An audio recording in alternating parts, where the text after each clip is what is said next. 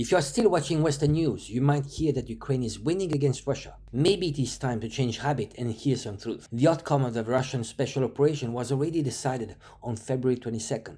It was a sure win for Russia and a sure defeat for Ukraine, but a defeat for all, as war could have been avoided. Ukraine should have sat down at the table of negotiation and aimed for peace. Instead, Zelensky chose to fight a NATO proxy war to the last Ukrainian. At the present moment, Russia has air superiority over Ukraine. Russia can strike at longer range, meaning Russia can strike without being hit back, and Russia has almost unlimited ammunition capacity. When it comes to ammunition, Russia has at least 10-to-1 ratio compared to Ukraine, and the rate of casualties is probably about the same. For one Russian death, there are around 10 Ukrainian deaths. It is a grim situation.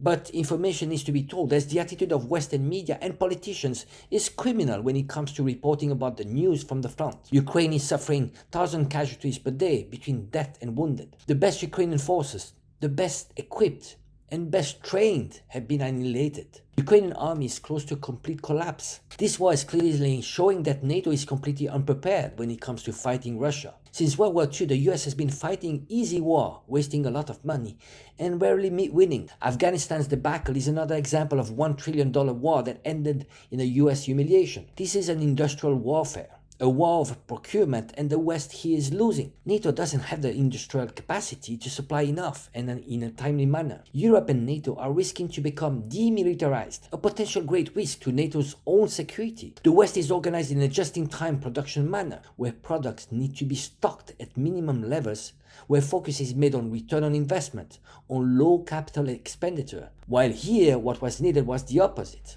The capacity to provide very large amounts of weapons and ammunition in a timely manner, and a massive preparation before the war. Russia, seeing well ahead, like a chess master, had been planning well ahead against the NATO aggression. Russia saw the Ukrainian forces getting ready to invade Donbass and took the initiative. What Putin did was simple, as wise strategists should do. When war is unavoidable, you'd better strike first.